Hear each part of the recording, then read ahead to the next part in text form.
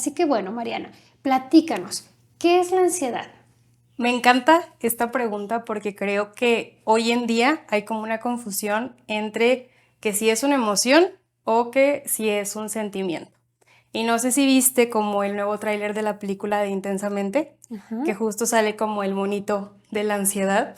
Y entonces mucha gente se empezó a preguntar, ¿no? O sea, como, oye, pero ¿es una emoción o no es una emoción? Entonces, las emociones, voy a hacer primero como esta clarificación, ¿no? Las emociones son universales y son como muy automáticas, entonces es rápido, ¿no? Es como una reacción que tenemos nosotros automático, y los sentimientos son emociones que se dan a partir de una interpretación.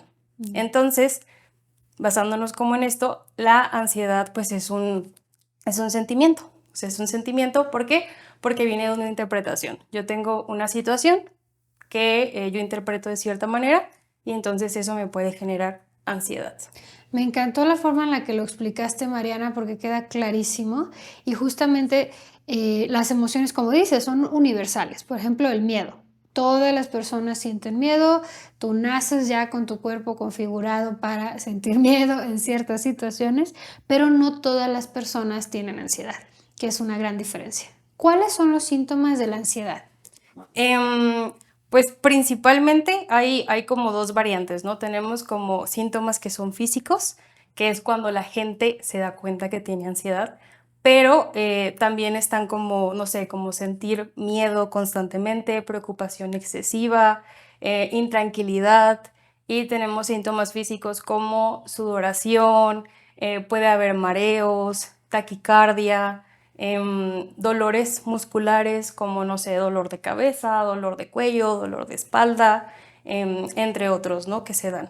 Sí, de hecho, la ansiedad es de los problemas que genera más malestar físico y que hay Muchísimo. muchísimos síntomas físicos. O sea, una persona puede que le duele el estómago y se le desarrolla gastritis, otra tiene jaquecas, otra ya tiene el cuello y la espalda bien tensa, ¿no?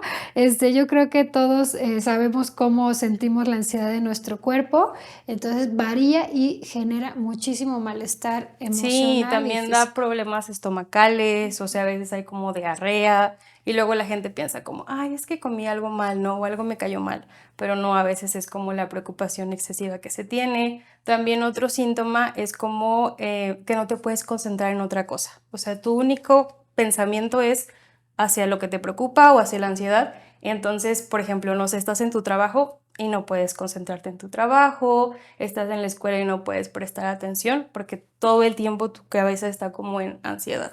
Sí, de hecho algunas personas piensan que tienen un problema de memoria y en realidad lo que pasa es que tienen un problema para concentrarse, que a veces está sumado a la ansiedad.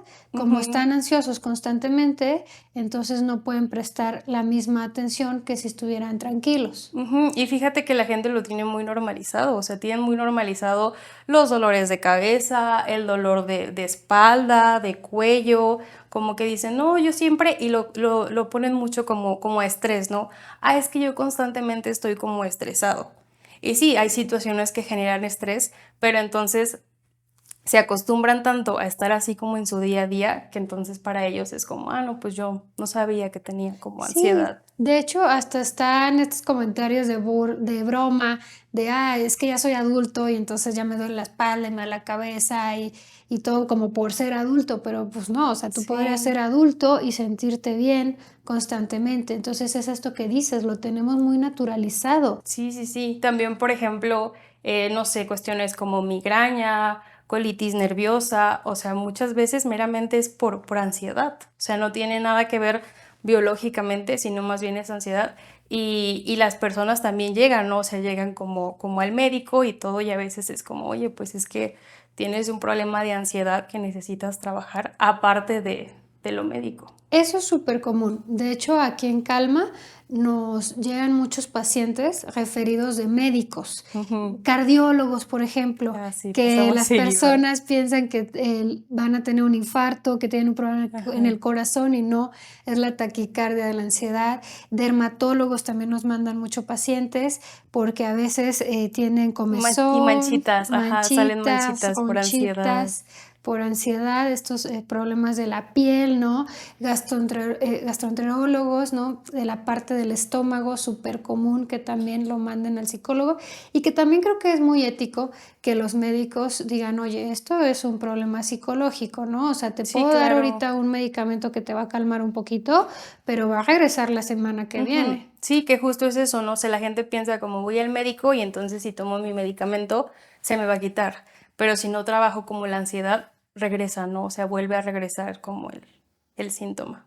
¿Y cómo podemos saber si la ansiedad es normal o patológica? Ujú. Sí, también es una muy buena pregunta porque creo que todas las emociones y los sentimientos son como alertas, o sea, son parte de nosotros y todos vienen a darnos como un mensaje, ¿no? Entonces, yo se los platico hacia mis pacientes, o sea, la ansiedad es como, yo les digo, es como si fuera tu ángel de la guarda, ¿no? O sea, el que te va a proteger.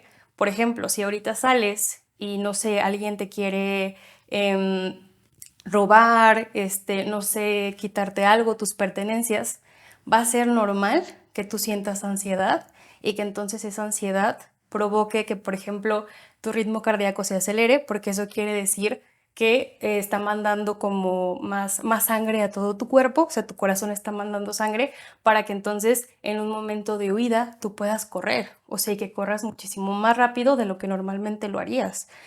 Por ejemplo, hay casos, han salido en las noticias donde mamás pueden levantar carros como para Ujú. salvar a sus bebés o cuando están en situaciones de, oye, es que se está incendiando el edificio, o sea, gente que hace cosas como extraordinarias que tú dices, ¿cómo de ese piso saltó al otro piso? O sea, ¿qué pasó? O sea, ¿qué pasó con esa persona? Cuando dices, a lo mejor la persona ni hace ejercicio, ¿no? O a lo mejor la persona ni corre.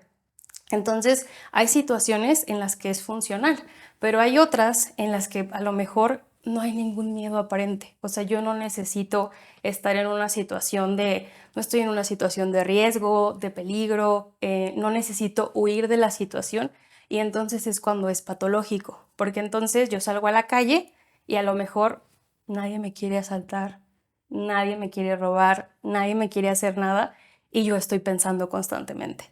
No, pero qué si tal si ahorita llega alguien y me quiere hacer algo. O voy manejando, no, pero qué si tal si choco. No, pero qué si tal cuando todavía no ha pasado nada y entonces es cuando es patológico y me genera malestar y no hay un miedo real o aparente por el cual yo tenga que reaccionar así. Qué bueno que nos haces esta distinción, Mariana, porque a veces pensamos que la ansiedad es negativa en general, ¿no? Pero no necesariamente. O sea, hay un tipo de ansiedad que es funcional, que para algo el cuerpo reacciona de esta forma, ¿no? Y ya después vienen los trastornos ansiosos, que ahí sí ya son patologías, que ahorita me platicas más, y resaltando esta parte de la función, pues, de los cambios corporales, pues todos los cambios corporales son para algo. Que Ujú. no sepamos para qué es Es diferente, otra cosa. ¿no? Pero es maravilloso el cuerpo, cómo cambia para ayudarnos, como dices, como tu angelito de la guarda que te prepara, Ujú, prepara el cuerpo. Por ejemplo, a mí me gusta decirle a mis pacientes que cuando están teniendo ansiedad solemos hiperventilar. Entonces ujú, respiramos más rápido, a veces sin darnos cuenta, y el respirar más rápido tiene su función, es para llevar más oxígeno a los pulmones y entonces poder bombear más sangre y llevar sangre a mis extremidades y poder salir corriendo si es que es necesario. Y justamente esos cambios corporales son los que me ayudan a salvarme en una situación de peligro. Pero cuando realmente no estoy en peligro, como mencionas, ¿verdad? Cuando más bien son pensamientos irracionales, creencias que están fuera de la realidad de mí mismo, de mi entorno, pues ahí entonces cambia mi cuerpo, pero en realidad no tengo que salir huyendo de nada. ujú. Ok, Mariana, platícame, ¿cuáles son los trastornos de ansiedad? O sea, ya cuando sí se vuelve patológico, ¿cuál es la clasificación? Según el DSM-5, que es el manual diagnóstico que utilizamos los psiquiatras y los psicólogos, son 11. Son 11 Ok. los trastornos. Voy a mencionar como los más comunes que hay o los que más llegan a consulta, porque la verdad hay unos que son como muy poquita la prevalencia, pero el más común podemos hablar de ansiedad generalizada, ¿no? Es este tipo de ansiedad un poquito más como de pensamiento y es justo esto, ¿no? Como miedo constante o preocupación constante hacia el futuro. O sea, que yo pienso que a lo mejor va a pasar algo malo, me preocupa mucho, no sé, que le pueda pasar algo malo a mí o a mis familiares en cuanto a enfermedades. Tengo muchos miedos de muchas cosas, o sea, ya sea que sí a los aviones, que sí a las pastillas, que sí, o sea, cualquier situación donde yo vea que pueda haber como un peligro, em, me causa mucho malestar. Entonces, normalmente son como el trastorno se ve así, ¿no? Como las personas intranquilas, que a veces tienen problemas como para dormir, por lo mismo, ¿no? Que está como el pensamiento. El otro muy común es el trastorno de pánico, que son cuando tenemos como ataques de pánico, y este es síntomas físicos, o sea, ¿qué quiere decir? Que yo empiezo a tener síntomas físicos, como tú dijiste hace rato, como hiperventilar, sudoración, taquicardia. A veces las personas sienten que no pueden respirar. Entonces, como se siente real, o sea, a pesar de que sea psicológico, tú sientes que de verdad vas a tener un paro cardíaco o que de verdad vas a dejar de respirar. Entonces, eso hace que dé más miedo todavía y ese es rápido. O sea, el ataque de pánico llega como a su máximo en cuestión de unos 10, 12 minutos y eventualmente baja, pero después de eso las personas llegan a consulta muy preocupados, como que no queriendo tener otro, ¿no? O sea, como no quiero que me vuelva a pasar, entonces están como hipervigilantes a cualquier cosa. O sea, si yo ya caminé y ya se me aceleró un poquito el corazón, entonces yo estoy muy asustado, muy preocupado, como no, que no me vaya a dar otro. Entonces, si me doy cuenta que, no sé, subirme al transporte público me genera como, ajá, otra vez como que tenga dolor en el pecho o así, empiezo como a tener como este tipo de evitaciones y entonces entra, se llama agorafobia, que la agorafobia, el trastorno de pánico puede ser con agorafobia o sin agorafobia, pero es justo la agorafobia como evitar salir a lugares públicos, no querer hacer filas, el transporte público. Entonces, mucha gente lo que empieza a hacer es quedarse en su casa y ya no salir, o sea, ya no salir. Esos son como los más comunes. También la ansiedad social, que es como esta ansiedad que te da al establecer conversación con personas que no conoces, ¿no? El hablar en público, el estar como a la vista por creencias de que me voy a equivocar o que a lo mejor no voy a ser tan interesante o que voy a aburrir a las personas. Entonces, normalmente los conocemos como la gente un poquito tímida, pero a veces puede ser un trastorno de ansiedad social. Esos serían como en adultos y tenemos algunos que también se presentan en niños, ¿no? En niños está como la ansiedad por separación, que es justo como este malestar que da cuando mi figura, ya sea paterna o materna, se aleja de mí y eso me genera mucho malestar, pero yo ya no soy un bebé. O sea, yo ya pudiera quedarme, no sé, con mis hermanos más grandes o con otro familiar, pero para el niño es imposible. O sea, le genera mucha ansiedad al grado de que, por ejemplo, los papás pueden salir, no sé, a cenar o algo así y está constantemente marcando y marcándolo y no quiere que se vayan o se van y entonces empieza a tener mucho malestar y llorar constantemente de que no se quiere quedar solo. em, y también existe otro en los niños que se llama como mutismo selectivo, que es cuando sí hablo yo, pero solo con mis papás o solo con personas que me dan confianza, pero por ejemplo empiezo a ir a la escuela, empiezo a ir como al kinder o a la primaria y yo sí sé hablar, pero lo evito. Evito el hablar solamente con mis papás y entonces en otras situaciones no hablo. Sí, ahorita que mencionabas los ataques de pánico, realmente se sienten horrible. O sea, las personas mencionan, sentí que me iba a morir, Ujú. que de hecho ya con la psicoterapia se va clarificando, ¿no? Que no se van a morir, cuánto dura, qué se puede hacer, conocer el cuerpo, porque cada persona reacciona Reaccionar. Ujú. diferente. Aquí que trabajamos con la terapia cognitivo-conductual y las terapias contextuales, pues también hemos visto cómo enseñarles mindfulness ayuda tanto, ¿no? Como a saber observar tu cuerpo, qué está pasando y ya conocer el síntoma, o sea, es decir, ya conozco que a mí me empieza la taquicardia, empiezo a sudar, esto aumenta y luego empieza a bajar. O sea, pero sí, la verdad se siente súper feo las crisis de ansiedad. Ujú. Y normalmente son pacientes que llegan a urgencias diciendo, creo que tengo un paro cardíaco. y los revisan y biológicamente todo está bien. O sea, les hacen electrocardiogramas, diferentes estudios y su corazón está bien. O sea, no tiene nada malo, pero sí se siente, o sea, se siente como si fuera algo real. Sí, de hecho, muchas personas descubren que tienen un trastorno de ansiedad por eso, porque los mandan ya de la Cruz Verde, Cruz Roja, ¿no? Al hospital a decirles, no, más bien ve con un terapeuta. ¿Y qué detona la ansiedad? Ujú. Pues va a depender, ¿no? Va a depender de cada persona, pero es justo lo que ya mencionamos, ¿no? Como estos pensamientos irracionales o estas creencias irracionales que tenemos de una situación. Entonces aquí quiero incluir un poquito lo que tú decías como de la terapia cognitivo-conductual, porque justo es la que hacemos aquí en el centro.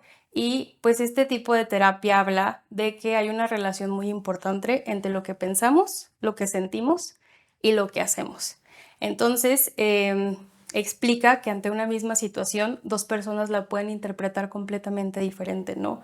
O sea, yo puedo, no sé, igual estar platicando con alguien y yo puedo tener una interpretación de que a lo mejor para esa persona yo estoy siendo aburrida o que a lo mejor para esa persona pues que no le caigo tan bien, puedo tener esa interpretación y a lo mejor del otro lado puede ser muy diferente, ¿no? O sea, la otra persona puede estarse sintiendo muy cómoda, diciendo como, ay, no, es muy interesante lo que me está platicando, ¿no? Entonces, partiendo de eso, las interpretaciones que hacemos erróneas es lo que detona la ansiedad y que a veces sea muy difícil dejarlas porque mientras más ansiedad yo tenga, es como un círculo vicioso, esa misma ansiedad va generando más ideas como catastróficas o erróneas de lo que está pasando.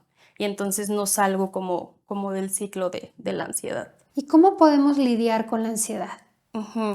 Hay una técnica que a mí me gusta mucho, que yo se las doy con mis pacientes. Se llama RAIN, como si fuera lluvia en inglés, que es como se escribe RAIN, ¿no? Entonces, la R habla de reconocer, o sea, reconocer que estoy sintiendo. Porque muchas veces pasa que es como, no, pues tuve un mal día, estoy de malas, me siento incómodo, estoy irritado, pero no estoy identificando que tengo ansiedad, ¿no? O cualquier emoción que esté sintiendo, no la estoy identificando. Entonces el primer paso es reconocerla, como tomar un momento, me puedo sentar, tomar no sé, alguna posición que me parezca cómoda y entonces reconocer que estoy teniendo ansiedad.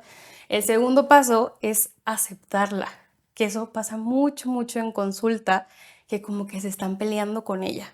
O sea, ya sé que tengo ansiedad y entonces es como, pero no quiero que se vaya. O sea, no quiero me quiero sentir bien, quiero estar bien. Y entonces es como una lucha constante y yo les platico que es como si fuera una tubería. O sea, las emociones es como si fuera el agua y entonces van pasando por esta tubería y si yo no las dejo pasar, o sea, ¿qué pasa con las tuberías cuando hay como algo que las está obstruyendo?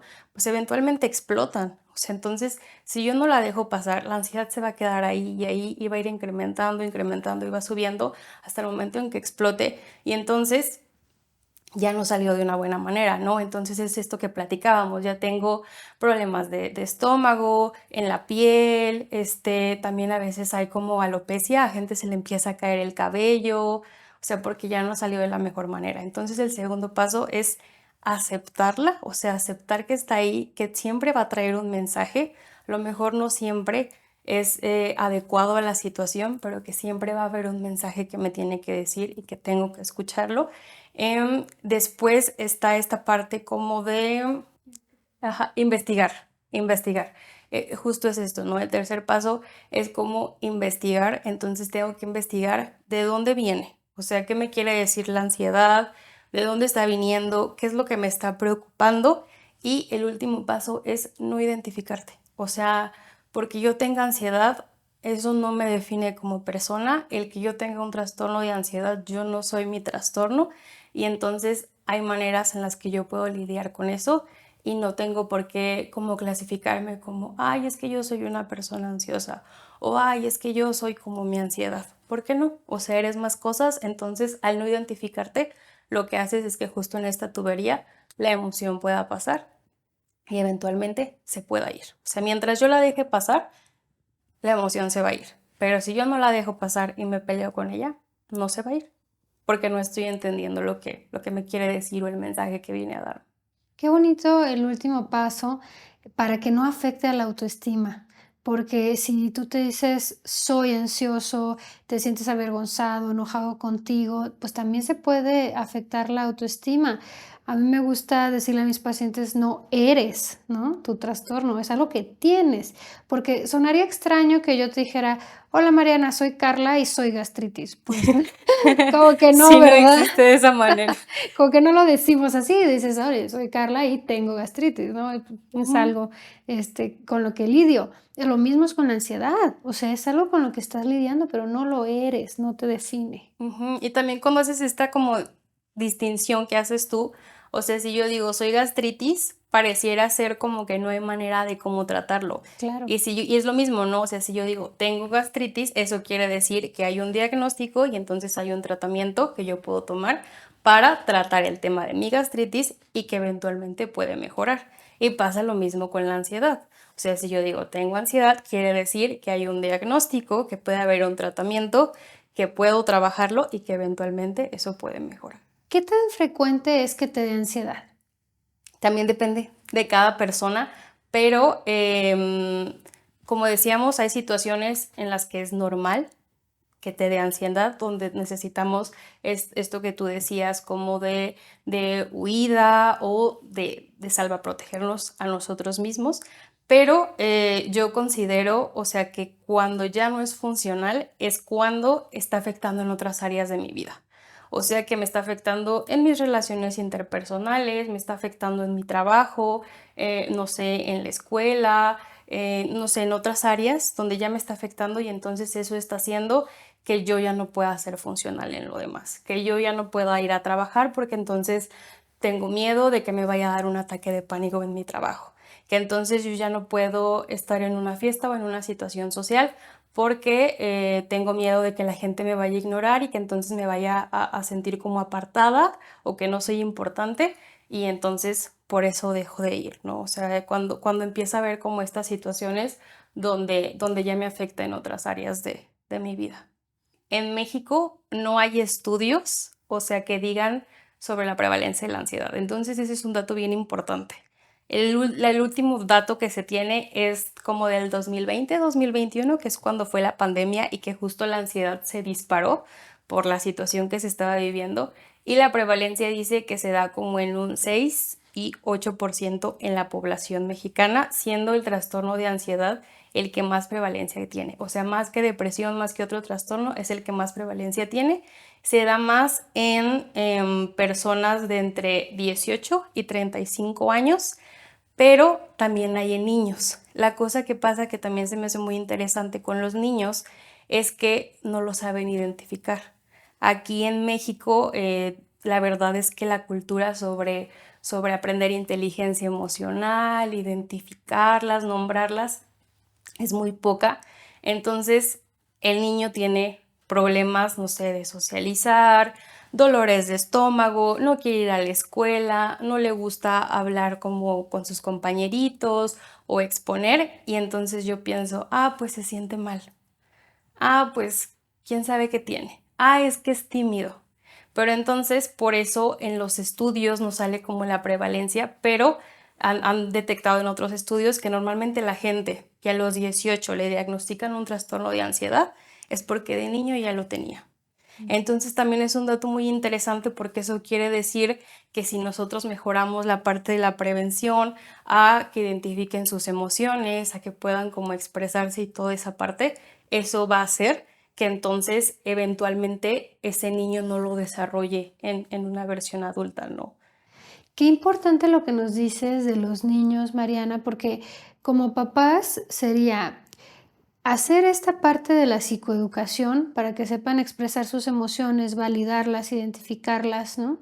Y también poder observar cuando mi hijo está teniendo un problema de ansiedad. A veces cuando están aumentando mucho de peso, no tienen amiguitos, les cuesta trabajo hablar con los demás, que tengan comportamientos extraños, saber detectarlo y entre más temprano, pues mejor para que no se extienda a la vida adulta y se pueda crear una patología mayor. Sí, que también es aprendido ahorita que dijiste eso, o sea, también la ansiedad es aprendida, ¿no? O sea, si yo, por ejemplo, el niño normalmente nace y sí puede tener como ciertos rasgos o características del temperamento como un poquito más aprensivo, pero en gran porcentaje es aprendido, ¿no? Entonces, no sé, si por ejemplo llevas al niño al parque y ve una resbaladilla y él se quiere subir, em, y si la mamá o el papá tiene como estas reacciones de miedo, como de no, no, no, yo te acompaño porque te puedes caer, o no, mejor yo voy contigo, pues es como inculcarle esto, ¿no? Que a diferencia que es como, no sé, si a lo mejor el niño se quiere aventar, es como, aviéntate, ay, estuvo bien padre, ¿no? De que, y otra vez, o sea, como un poquito de esto que sí es aprendido, ¿no? O sea, y que la verdad en México por la inseguridad y todo eso, pues no es por nada que es como el más presente, porque pues ves las noticias, entonces hay como mucho miedo y se va aprendiendo, ¿no? Como, oye, pues a tal hora no salgas de tu casa, ¿no? Porque te puede pasar esto. Oye, que si vas a, no sé, asistir a algún lugar, ten cuidado por esto. Entonces también es algo que se aprende y que como dices tú con los niños, también puede funcionar eso, ¿no? O sea, lo que necesita un niño de su papá, pues es seguridad, o sea, que tú le des seguridad y que tú le digas que todo va a estar bien y que no va a pasar nada, ¿no? Sí, hay una carga genética, pero también hay un aprendizaje, como dices tú, Mariana. O sea, puede que si mi mamá o mi papá tienen un trastorno de ansiedad, yo no solamente heredé la predisposición, sino que también todo lo que me decían de niño, ¿no? Estas creencias, ideas de peligro, que también las interiorizas y las llevas contigo hasta la vida adulta. Muy bien, Mariana. Bueno, antes de que te vayas, si alguien te está escuchando y es una persona que tiene ansiedad o que sospecha que la tiene, ¿qué le dirías?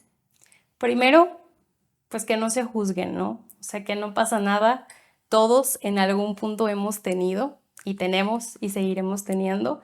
Y segundo, pues que acudan con un profesional, ¿no? O sea, creo que eso es muy importante porque la verdad, como es el trastorno que tiene más prevalencia, es el que también tiene mayor investigación o científica y hay tratamientos eficaces, o sea que sí hay solución. O sea, a lo mejor de otras cosas todavía no la encontraremos o de otros trastornos, pero de la ansiedad sí hay un tratamiento que puede ayudarlos. Sí, eso es buenísimo, que hay un buen pronóstico, que hay muchos estudios, hay gente muy preparada como tú, Mariana, que los puede ayudar y entonces está toda esta esperanza para pues mejorar sus vidas y estar más tranquilos.